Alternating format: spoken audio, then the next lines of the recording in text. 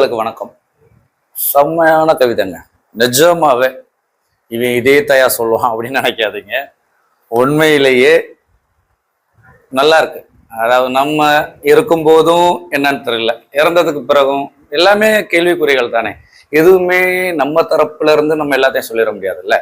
நமக்கு எதிர்த்தரப்புல என்ன இருக்கிறாங்களோ அதுதானே நாம அப்படிங்கிறதுக்கு மாதிரியான ஒரு பிம்பத்தைக்கு நம்ம உருவாக்கி வச்சிட்டோம்.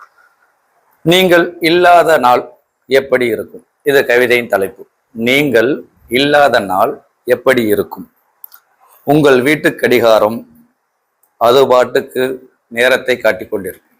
உங்கள் வீட்டு கடிகாரம் அது பாட்டுக்கு அது நேரத்தை காட்டிக் கொண்டிருக்கும்.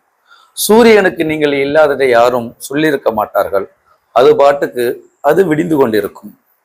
விரும்பியவர்களுக்கு அதிர்ச்சியாக இருக்கும், விரும்பாதவர்களுக்கு மகிழ்ச்சியாக இருக்கும். இழப்பு தான், இறப்பு தான், ஆனா அதிர்ச்சி மட்டும் கிடையாதுல்ல.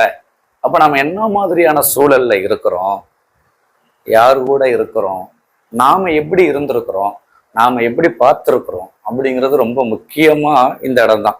விரும்பியவர்களுக்கு உங்கள் இறப்பு அதிர்ச்சியாக இருக்கும், விரும்பாதவர்களுக்கு மகிழ்ச்சியாக இருக்கும்.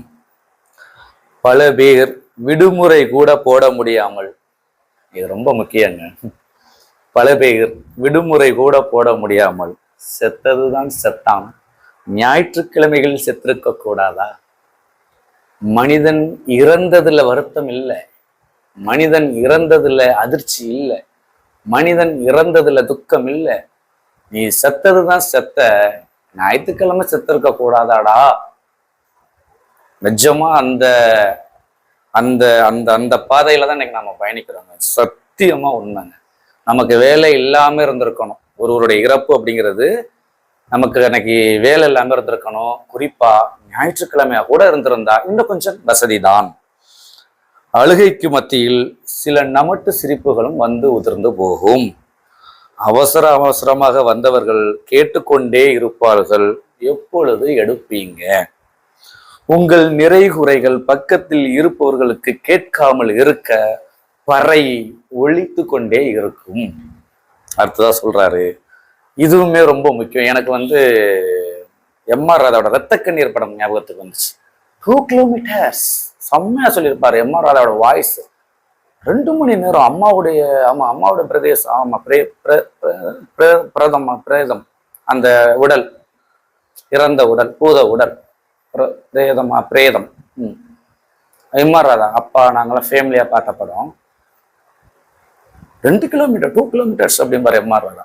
செம்ம சீன். அது மாதிரி உங்களுடன் கூடி குழாவியவர்கள், நெருங்கியவர்கள் இவ்வளவு தூரம் போக வேண்டுமா என்று நினைத்து கொண்டு சலிப்படைந்து இறுதி யாத்திரையை கூட நிறுத்தி இருக்கலாம், வராமல் போயிருக்கலாம். இவ்வளவு தூரமா அப்படின்னு அவாய்ட் பண்ணி கூட இருக்கலாம்.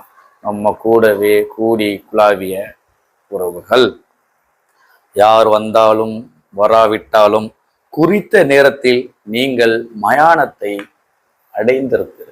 யார் வந்தாலும் வராவிட்டாலும் குறித்த நேரத்தில் நீங்கள் மயானத்தை அடைந்திருப்பீர்கள். அதிகபட்சம் உங்கள் குடும்பத்தினரின் கண்ணீர் மட்டும் உங்களோடு வந்திருக்கும். அதுக்கு பிறகுதான் சொல்றார், பார்க்க வேண்டியவர்கள் பார்த்து கொள்ளுங்கள், நம்மளுடைய வாழ்க்கை நிறைவடைகிறது. முடிஞ்சு போச்சு. நல்லா இருக்கு உண்மையிலே. அதுதான் ரொம்ப நல்லா இருக்கு. உங்க வீட்டு கடிகாரம் அது பாட்டுல ஓடிட்டு இருக்கும். சூரியனுக்கு நீ செத்ததை யாரும் சொல்லியிருக்க மாட்டாங்க, அது பாட்டுல விடியும். சிலருக்கு அதிர்ச்சியா இருக்கும், சிலருக்கு மகிழ்ச்சியா இருக்கும். செத்ததான் செத்தான், ஞாயிற்றுக்கிழமை செத்துருக்கலாம்னு கூட சிலர் தோணுவாங்க. தூரத்துல இருந்து வந்தவங்க இன்னும் எடுக்க லேட் ஆகுமான்னு கேட்பாங்க. இதெல்லாம் நிறைவுரையில் கேட்காம இருக்க பறை ஒலித்து கொண்டே இருக்கும்.